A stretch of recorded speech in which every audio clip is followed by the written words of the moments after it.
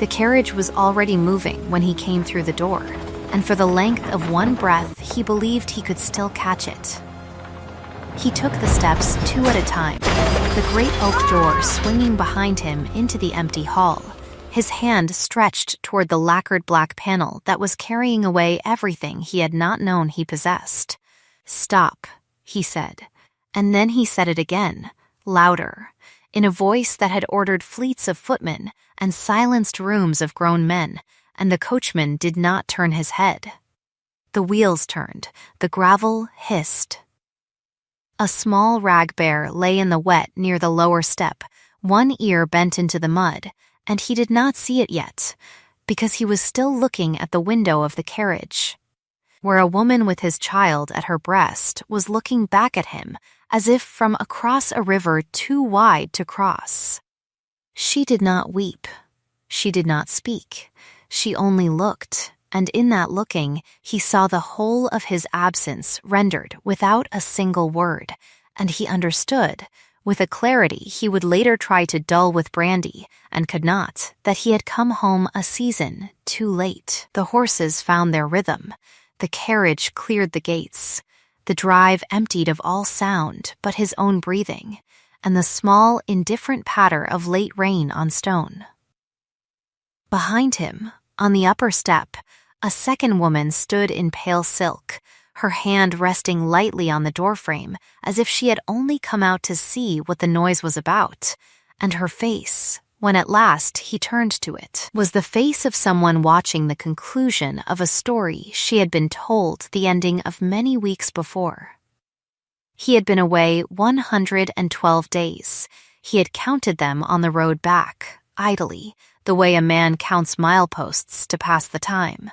And the number had pleased him because it was orderly and finite, and he had imagined it ending in a warm hall, in a child asleep against his shoulder, in a wife who would forgive him the way she had forgiven him every other small cruelty of their joint life. He had imagined many things on the road. None of them had included an empty hall. None of them had included a carriage already gone. He stood for a long time at the bottom of the steps, with the rain finding the back of his neck, and he did not move, because to move was to choose a direction, and every direction now led somewhere he did not wish to arrive. His name was Adrian Vaucourt, and he was the 7th Duke of Hauteclair, and he had ridden through 3 provinces in 5 days to be home for his son's first birthday, and his son was not in the house. His wife was not in the house. The nurse was not in the house. The housekeeper, when at last she came shuffling from the kitchen passage with her hands wrapped in her apron, would tell him only that the Duchess had left instructions, and that the instructions had been followed, and that there was a letter on the writing desk in the library, and that no, she did not know where they had gone, and no, she would not be drawn further on the matter, my lord. With respect, my lord, please, he climbed the steps slowly. The woman in pale silk did not move from the doorway. Adrian, she said, and he passed her without looking, because to look would have been to acknowledge, and acknowledgement just then was beyond him. The hall was colder than he remembered. The fire had gone out in the great grate, and no one had thought to lay another, and the candles in the side sconces had been allowed to gutter to small blue points, and the long table where he had as a boy traced the grain of the wood with his fingernail was bare of everything but a single dried leaf that had blown in from the garden and had not been swept away. The portraits looked down at him with the patient disinterest of paint. He walked the length of the hall and into the library and stopped at the writing desk, and there was the letter, propped against the inkstand, addressed in a hand he had known since he was 19 years old, in script so even and unhurried that it might have been copied from a book. He did not open it at once. He stood with his gloves still on and his coat still wet at the shoulders, and he looked at his name written there in his wife's hand, and he understood that the moment he broke the seal, he would belong to a different life than the one he had been riding home toward. And he was not ready yet, and he wondered when in his 36 years he had become a man who needed to be ready for a letter from his own wife. The rain pressed itself against the long windows. Somewhere in the lower passages, a door closed quietly. The clock on the mantel, an ugly gilt thing his grandfather had bought in a fit of fashion, struck the half-hour with a small, apologetic chime, and at the sound of it, he sat down, finally, and drew the letter toward him and broke the seal with the edge of his thumbnail. He did not yet read it. He laid it flat on the desk and smoothed it with his palm and looked at the first line, and then closed his eyes. Outside, the last sound of the carriage was already gone. Inside, the house held its breath for him, as if waiting to see what he would do with the silence that had been left in his name. He had a few seconds, he thought, to decide what kind of man he was going to be from this moment forward. He took longer than that. He took the rest of his life. To understand how he had come to be sitting at that desk, with that letter under his hand, and a rag bear lying in the rain at the foot of his own front steps, one must go back to the spring, and to a woman named Clesty Marot, and to the particular weakness of a man who believed himself too clever to be ruined by anything as ordinary as desire. She had not been the first. He would have liked, later, to be able to tell himself that she had been the first, because then he might have claimed the excuse of inexperience, or of a single great fall, the way men in old stories fell once and were forgiven. But there had been others, smaller, briefer, more easily forgotten, and Lise, his wife, had forgiven him each of them with a precision that should have warned him. She did not weep. She did not throw porcelain. She simply set the matter down between them, named it once in a low voice, and then went on with the management of the household as if the conversation had been about a tradesman's account. He had taken her composure for indifference. He had been wrong about that for 9 years, and the cost of his wrongness was now being driven away from him in a black carriage along a road he could no longer see. Clest had come into his life through the back door of a music room in town on an evening in late April, when the windows had been thrown open to a smell of new lilac, and someone with more enthusiasm than skill had been playing a sonata at the far end of the hall. She was 19. He was 36. She had laughed at something he said, and the laugh had been low and startled and unrehearsed, and he had felt, in the simple animal pleasure of having made her laugh, a flattery he had not realized he was starving for. Lise did not laugh at his jokes any longer. She had heard them all.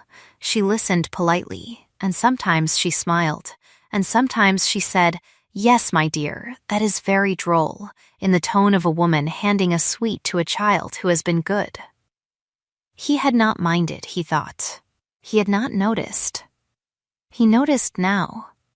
He had taken Clest to a house on the coast that belonged, on paper, to a cousin who never used it. He had told Lise he was going to attend to estate business in the south, which was not exactly a lie, because the house was south, and it was an estate, and he did attend to it, in the loosest possible sense of the word. He had stayed 1 week. Then 2, then a month, then the spring had become summer, and the summer had become the long golden second half of summer, and he had ceased to count the days because counting them would have required him to think about what else might be happening on those days, in another house, several days' ride to the north, where a woman with a quiet voice was managing his household and raising his son and writing letters to him, that he answered later, and at last, not at all. The letters had stopped in July. He had noticed in a vague way. And he had told himself she was busy, and he had told himself she understood, and he had told himself many things on those bright mornings on the terrace by the sea, with Clest reading aloud from a book of indifferent poetry in her bright young voice, and the sea agreeing with everything because the sea agrees with everyone. In August, he had received a single line from his steward, asking whether his lordship intended to be home for the boy's birthday in October, and he had answered, of course, and he had meant it at the time, in the careless way a man means a promise made over wine. He had ridden out from the coast on the 2nd of October. He had ridden hard. He had told Clest he would send for her in a fortnight, which was the kind of thing one says at the close of a season by the sea, knowing and not quite admitting that the season is the only thing the two of you have ever truly shared. She had not wept either. None of the women in his life, he was beginning to realize, wept where he could see it. She had stood at the door of the cottage in her white morning dress and watched him mount, and she had said, "Write to me when you arrive," and he had said, of course, and he had ridden away and not looked back, because in those days he believed that not looking back was the same thing as being free of a thing.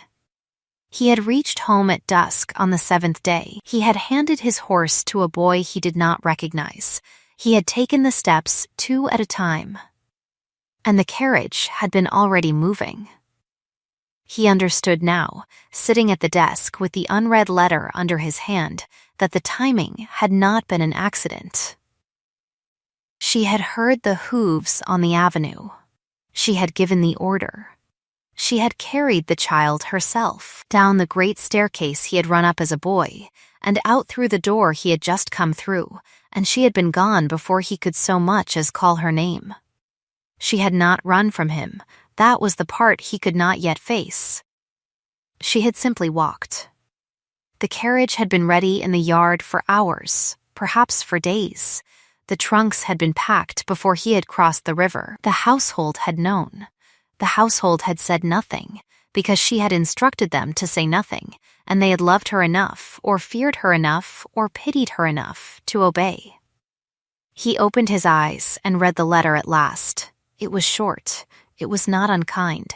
It did not accuse him of a single specific thing, which was, he understood at once, the cruelest precision of all. Because to accuse him would have required her to believe that an accusation might still alter the case. The letter said, in essence, that she had been thinking for some time, and that she had decided, and that she would not be returning, and that she had taken the child because the child needed his mother and could spare his father, and that she would write again, in time, when there was something worth writing. She wished him well. She signed it with her given name. She did not sign it with the title he had given her. He read it twice. Then he folded it along the creases she had made and set it back against the inkstand, and he sat looking at it for a long time without moving, and when at last he stood up his legs were stiff as if he had been kneeling. The woman in pale silk was standing in the doorway. He had not heard her come in. "Adrian," she said again, and he looked at her properly for the first time since the carriage, and he saw that she was younger than he remembered, and frightened and trying very hard not to show it, and he understood that she had come north with him on the last leg of the road, against his better judgment and her cousin's advice, because she had believed, with the bright, unkillable belief of 19, that once she was inside the house, she would somehow already belong to it. He was sorry for her. He was sorrier for himself. He was sorriest for the woman in the carriage, who had not asked for any of this, and who had borne it all in silence, and who had at last simply walked out the door with her child in her arms and her dignity intact, and not a single voice raised. "Clest," he said, "you should not have come." "I know," she said. "I know. I am sorry." He nodded. He did not know what else to do with his hands, so he picked up the letter again and held it and did not read it. He sent her south the next morning. He did not send her unkindly. He arranged a carriage and a maid and a sum of money sufficient to keep her in modest comfort for 2 years, and he wrote a letter to her cousin and another to a woman of his acquaintance in town who could be discreet. And he stood at the door as she climbed in, and he said, "I am sorry, Clest. I am very sorry." And she said, "You will not write, will you?" And he said, "No, I will not." And she nodded, and the carriage took her away down the same drive his wife had used, and the rag bear was still there at the foot of the steps because no one had yet thought to pick it up. He picked it up himself when the carriage was gone. The fur was sodden, and the stuffing inside the head had gone hard and lumpish, and there was a small embroidered initial on the sole of one foot, a letter T, which was his son's name, Tristan, after Lisa's father, a man he had liked and had not seen in 9 years, because the old man had taken one look at him at the wedding and had said, in the cool voice of a country lawyer, "You will be kind to her, Monsieur, I trust." And Adrian had said, "Of course, of course," and the old man had not smiled. He carried the bear inside. He set it on the writing desk beside the letter. He rang for the housekeeper, a woman named Madame Berthe, who had been in the house since before he was born, and who had bathed him as an infant, and had once, when he was 7, beaten the back of his legs with a wooden spoon for tormenting the kitchen cat. She came in with her hands wrapped in her apron, exactly as before. "Madame Berthe," he said, "sit down, please." She did not sit. She had never sat in his presence, and she did not intend to begin now, even at the bottom of his life. He let her stand. "Tell me," he said, "tell me everything." She told him. She told him in the order in which it had happened, without embellishment, without judgment, with the dry precision of a woman who had been keeping the household accounts in her head for 40 years. The Duchess had been well in May. The Duchess had received the first letter from a friend in the South in early June. The Duchess had received the second letter from a different friend in late June. The Duchess had stopped writing to his lordship in early July. The Duchess had begun, in August, to sort through the linen and the silver and the children's clothes, and to write quietly to her brother in the West, and to her old governess, who lived now in a cottage on the coast in the opposite direction from the one his lordship had chosen. The Duchess had taken the boy to her brother's for 2 weeks in September, and had returned alone for 1 week, and had then sent for the boy again. The Duchess had given the household instructions on the morning his lordship's letter had arrived announcing his return, and the instructions had been carried out, and the Duchess had departed with the boy and the nurse and 2 trunks and the smaller of the 2 carriages at the hour at which his lordship's outriders had been sighted on the river road. She had not wept, Madame Berthe said. She had kissed the cook on both cheeks. She had thanked the gardener for the autumn roses. She had asked Madame Berthe to look after his lordship, because his lordship would need looking after, and Madame Berthe, in telling him this last detail, allowed herself for the first and only time a small contraction of the mouth that was not quite a smile, and not quite anything else. "Where?" he said. "Where has she gone?" Madame Berthe shook her head. "She did not tell me, my lord. She told no one. She said it was kinder." He sat down again. He thanked her. He asked her to have a fire laid in the library and to send up some bread and cold meat, and not to disturb him further that night. She inclined her head and went, and at the door she paused and said, without turning, "My lord, the boy is well." He was well when she took him. He is a strong child. I thought you should know that. And then she was gone, and Adrien Vaucourt, 7th Duke of Hauteclair, sat alone in his own library with a wet rag bear and an unopened decanter and a letter folded along the creases his wife had made, and he understood that he had reached, at 36 years of age, the first true silence of his life. He did not drink. He had thought he would, and he had even put his hand on the decanter, but the gesture had felt borrowed from a play he had once seen, and he had withdrawn the hand. He sat. He looked at the bear. He thought about the boy. He could not. He discovered picture the boy's face in any detail.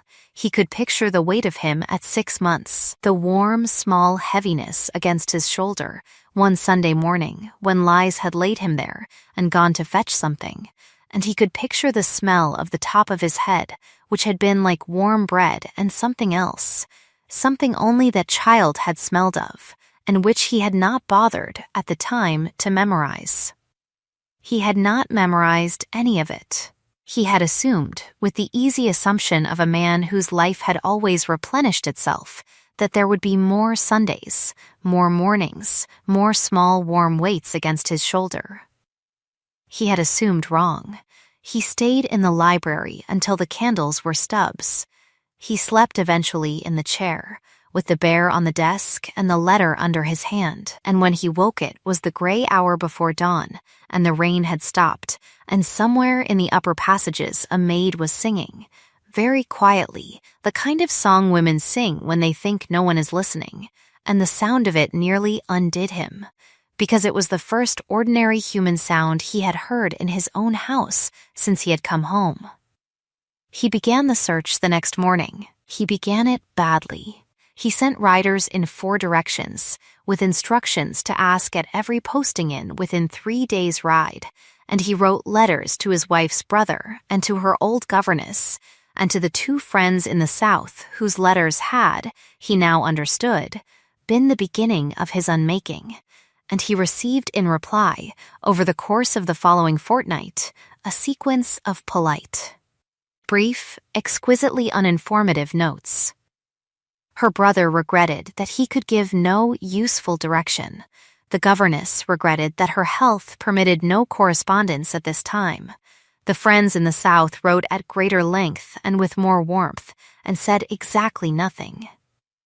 He understood, by the end of the fortnight, that he was being managed. He understood that a circle of women had closed around his wife with the quiet competence of people who had been waiting a long time to be useful, and that this circle would not be opened by any instrument he possessed, because every instrument he possessed had been forged in the assumption that he would always be the one inside the circle and not outside it.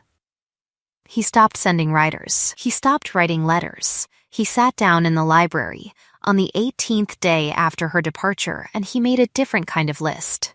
He wrote, at the top of the page, "What does my wife want?" He looked at it for a long time. He had never asked the question in those words.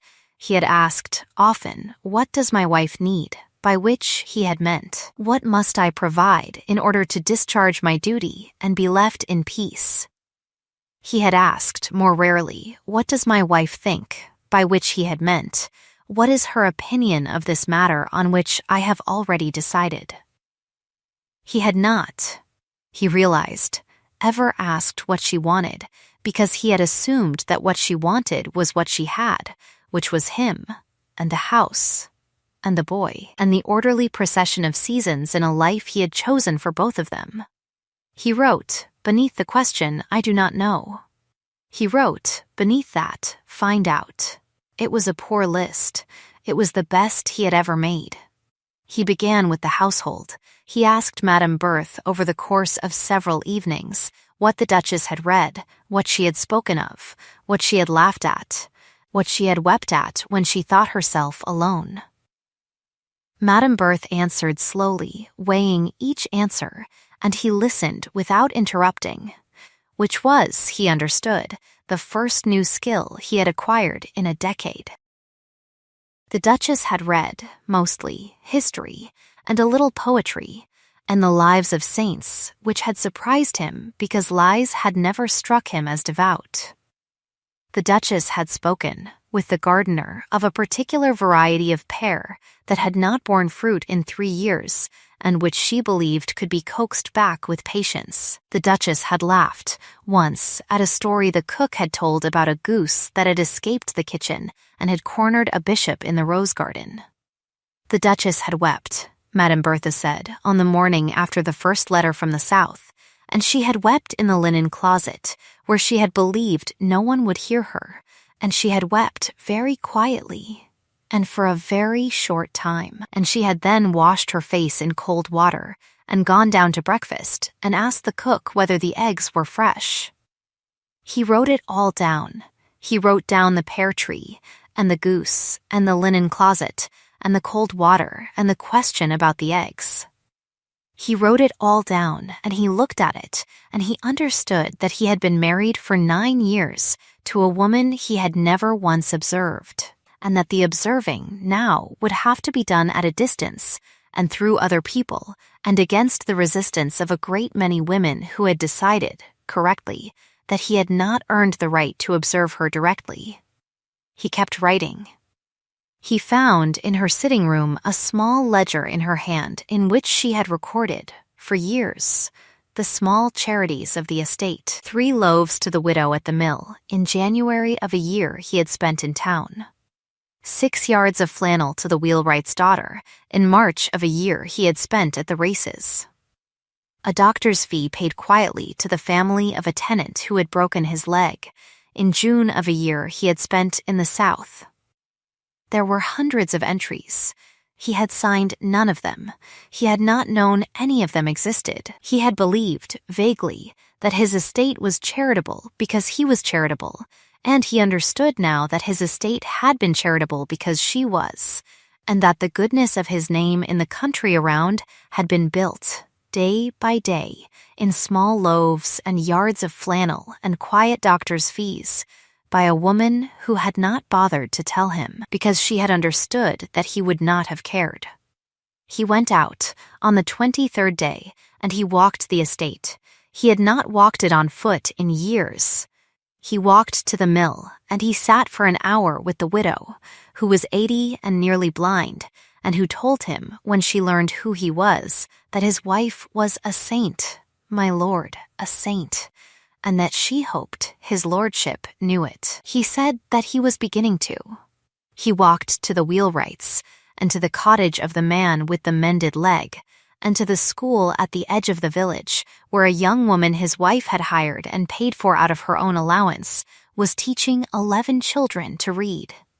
He sat at the back of the room for an hour. He listened to a girl of about 7 read out, in a careful voice, a passage about a shepherd and a lost lamb. The young teacher did not know who he was. He did not tell her.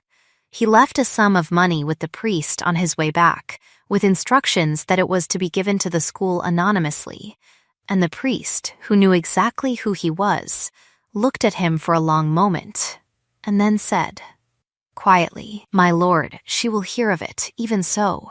She hears of everything. I cannot prevent that."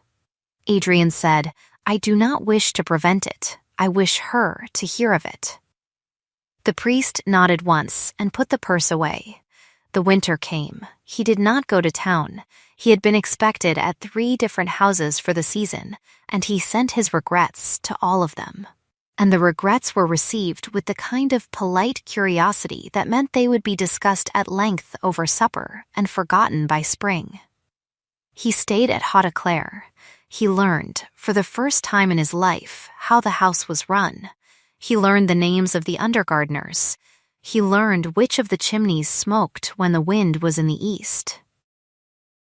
He learned that the cook had a grown son in the Navy and worried about him in silence, and he wrote, on the cook's behalf, to a friend at the Admiralty, and he was able, 2 months later, to bring her news that the son was well, and posted to a quiet station, and the cook, when she heard it, sat down on the kitchen step and put her apron over her face, and did not speak for several minutes, and then got up and went back to her work, and the soup that night was the best he had ever eaten in his own house.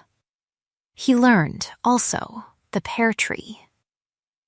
He went out to it in January with the old gardener, a man named Joubert who had been on the estate longer than Madame Bear, and they stood in the cold looking up at the black bear branches, and Joubert said, "The Duchess thought it wanted lime, my lord, and a hard pruning, and a little patience." "I will do the pruning," said Adrian, "if you will show me how." Joubert looked at him sideways, in the way country people look at noblemen who have offered to do something foolish, and then he nodded, and he showed him. Adrian pruned the tree himself, badly at first, and then less badly, and his hands, which had held reins and pens and the small of a young woman's back, learned the weight of a pruning knife, and he found that the work quieted something in him that nothing else had reached. He worked on the tree through January and into February, and he limed it in March, and he watched it through April, and in May, on a morning of high blue sky, he saw 3 small white blossoms on the lowest branch, and he stood looking at them for a long time, and he did not know whom to tell. He told Joubert. Joubert nodded and said, "She will be pleased, my lord, when she hears." He did not say if. He said when. Adrian noted the word and did not comment on it, but he carried it back to the house in his pocket like a coin. The first letter from her came in late May. It was very short. It was addressed to him in the same even hand, and it said only that the boy was well, that he had begun to walk, that he had said 3 words, and that one of them was Papa, which she had thought it right to tell him, although she could not say how the child had come by the word since she had not taught it. She did not say where she was. She did not invite a reply. She signed it with her given name, again and again without the title. He read it sitting at the writing desk in the library, where the rag bear still sat on its small velvet cushion that Madame Berthe had quietly produced for it one evening in November, without comment. He read it 3 times. He folded it. He put it in the drawer with the other documents that mattered. He did not write back, because there was no address to write to, but he took out his own paper and his own pen, and he began, that evening, a different kind of letter, which he did not send, and which he continued to add to over the following weeks, a page at a time, in which he told her, without excuse and without pleading, what he had done with his days. He told her about the widow at the mill. He told her about the cook's son. He told her about the pear tree. He told her in a single line near the bottom of one page that he had been wrong about a great many things, and that he was learning, slowly, and that he hoped one day to be permitted to tell her so in person, and that until that day he would continue to learn, because the learning was owed, whether or not she ever came back to receive it. He did not call it a confession. He called it nothing. He kept it in the drawer with her letter. The second letter came in August. It was longer.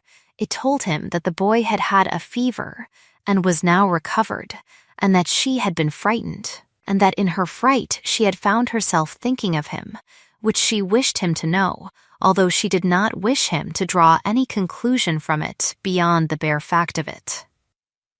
She told him she had read, in a newspaper that reached her in her quiet place, an account of a school in a village near Hauteclaire which had received an anonymous benefaction, and that she had recognized the village, and had been glad. She did not name him. She did not need to. He read that letter 4 times. He added a page to the unsent letter that night. He wrote, "I do not ask you to come back. I ask only that you continue to write, when you wish, and that you allow me to continue to deserve the writing." He did not send that page either. He laid it on top of the others. The third letter came in October, 1 year exactly from the day she had left, and it was the longest of the 3, and it told him that she had taken a house, a small one, in a place she still did not name, and that the boy was well, and that he had grown tall, and that he asked sometimes about the man in the portrait in her room, which was a small miniature she had taken with her, and which she had not been able, she wrote, to bring herself to put away. She told him that she did not know yet what she wanted. She told him that she was thinking. She told him that she had heard, through a friend, of the pear tree, and that she had wept, briefly and privately, and that she wished him to know that the weeping had not been unhappy. She closed the letter by saying that she would write again in the spring, and that if, by then, he wished to send a reply, he might do so through her brother, who had been instructed to forward it unopened. She signed it, for the first time, with both names, the given and the title together, in a small, careful hand, as if testing whether the two could still stand beside each other on a page. He wrote his reply the next morning. He did not use the unsent letter. He set that aside, with all its pages, because it had been written for himself and not for her, and what he wrote now was something different, and shorter, and harder. He wrote that he had received her letter. He wrote that the pear tree had borne 9 fruit that autumn, and that he had sent 3 to the widow at the mill and 3 to the cook, and had kept 3 in a bowl on the writing desk, where he looked at them every morning. He wrote that the boy's ragbear was still on the desk, and that he would send it if she wished, but that he would also, if she preferred, keep it where it was, because it was company. He wrote that he had no right to ask anything of her, and that he did not ask. He wrote that he was here, and that he would be here, and that the house was warm, and that there was a fire in the hall every evening at 6, and that beyond that he would say nothing, because he had said too much in his life already, and most of it foolish. He signed it with his given name only. He sent it, by way of her brother, on a clear, bright morning in late October, and he did not allow himself to count the days afterward, because the counting of days, he had learned, was a habit of men who believed that time would deliver them what they had not earned. He let the winter come. He let the snow fall on the pear tree. He sat by the fire in the hall every evening at 6, with a book he was reading slowly, and the rag bear on the side table, and the cook's good soup at 7, and on the night of the first heavy snow, in early December. The bell at the gate rang at a little past 5, and he heard it, and he did not move at once, because to move would have been to hope, and hope, he had come to understand, was a thing one carried as carefully as a candle in a draughty hall. He set down the book. He walked, not quickly, to the door. He opened it himself, because the footman had not yet reached it, and on the step, in a dark cloak with snow on its shoulders, stood a woman holding a small boy by the hand, and behind them, at the foot of the steps, was a carriage he did not recognize, with a coachman he did not know, and Lise looked at him for a long moment without speaking, and then she said, "The boy wanted to see the tree, and I did not have the heart to tell him it was winter." He looked down at the child. The child looked up at him with grave gray eyes, his mother's eyes, and said, in the clear, unembarrassed voice of a child of 2, "Papa," and held out a small mittened hand. Adrian knelt on the cold stone. He took the small hand in his own. He did not speak, because he could not, and he did not reach for Lise, because he had not yet earned the reaching, and she did not reach for him either, but she stepped past him into the warm hall, and she stood for a moment looking at the fire, and at the rag bear on the side table, and at the bowl of last autumn's pears that he had been unable to bring himself to eat, and she said, very quietly, "So you did keep the fire." He stood up slowly, the child's hand still in his. "I kept the fire," he said. She did not look at him yet. She said, "I have not come back. I have come to see." He nodded. He said, "That is more than I asked." She said, "It is less than you hoped." He said, "Yes," she said. "Well," and she walked further into the hall, and she set down her small traveling bag. And she said, over her shoulder, in a voice that was almost the old voice, almost, "The boy will want his supper." And he understood, with the same quiet clarity with which a year ago he had understood that he had come home too late, that he had been given, this evening, the smallest possible beginning of a second chance, and that the whole of the rest of his life would be the work of being worthy of it. They ate together in the small dining room, the 3 of them. The boy fell asleep in his chair with a piece of bread in his hand. Lisa carried him up the stairs herself, and Adrian walked behind her with a candle, and at the door of the nursery, which had been kept aired and clean for a year by a housekeeper who had never once asked him why, Luz paused and looked at the small bed and at the fresh linen and at the rocking horse standing in the corner, and she said, without turning, "You have been hoping." He said, "I have been waiting." She said, "That is not the same thing." He said, "I know." She put the boy in the bed. She tucked the blanket up under his chin. She bent and kissed his hair, and then she stood up, and she turned, and she looked at her husband for the first time fully, without the shield of the door or the dark or the year between them, and she said, "We will see, Adrian. We will see." And he said, "Yes, we will see." As to the rest, as such things must be told, it can be said briefly and without ornament, the way news travels from a country house through a winter and into a spring. Clest Marot married a kind man in the South 2 years later, a notary with a comfortable practice and a serious face, and was, by all reliable accounts, content, and named her first daughter for her mother and not for anyone else. The cousin who had lent his coastal house was obliged, by a quiet word from a quiet quarter, to lend it no more, and bore the deprivation with the wounded dignity of men who have been mildly inconvenienced by their own poor choices.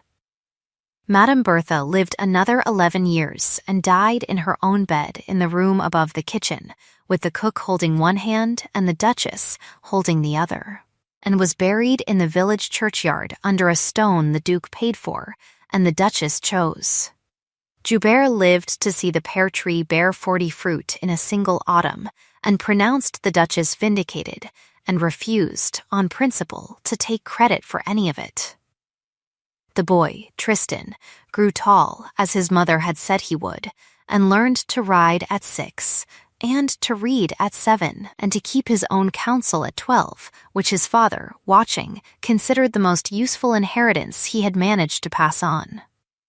The widow at the mill died one cold February in her sleep, and was found by the Duchess herself, who had walked down through the snow with a basket because no one had seen the chimney smoke that morning, and the widow's small house was kept up by the estate, in her memory, as a place where any traveler in need might stop for a night. The school in the village grew, and added a second room, and then a third, and a boy from it went, in time, to the seminary, and another to the university, and a girl, much later, became a teacher in her turn, and none of them quite knew, although some of them guessed, whom they had to thank. The pear tree, in the end, outlived them all. And as for the Duke and his Duchess, it is enough to say that she did not, that winter, go back to her small house in the unnamed place, and that she did not, the following spring, leave again. And that the second chance, having been begun in the smallest possible way, was tended afterward like the tree, with lime and pruning and a great deal of patience, and bore, in its own time, the fruit it was capable of bearing, which was neither the fruit of their first marriage, nor the fruit either of them had imagined as young people, but was their own, and was enough.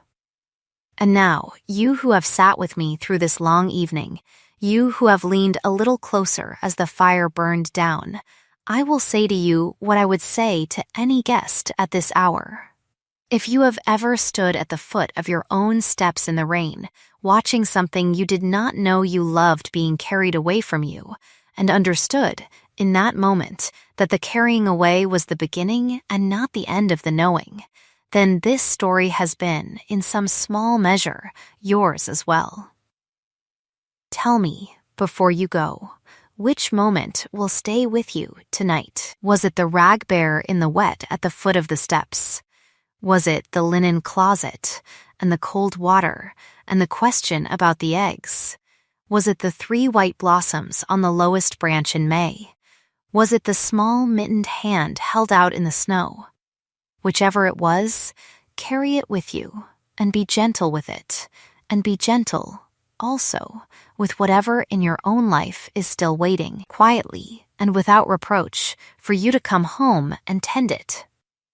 There will be another story by this fire, when you are ready for it, and another after that, and the chairs will be kept warm, and the kettle will be on, and the door will be on the latch. Come back when you can. Sleep well tonight. And if there is a small light burning somewhere in your house for someone who has not yet returned, leave it burning a little longer. You never know, friend. You never know.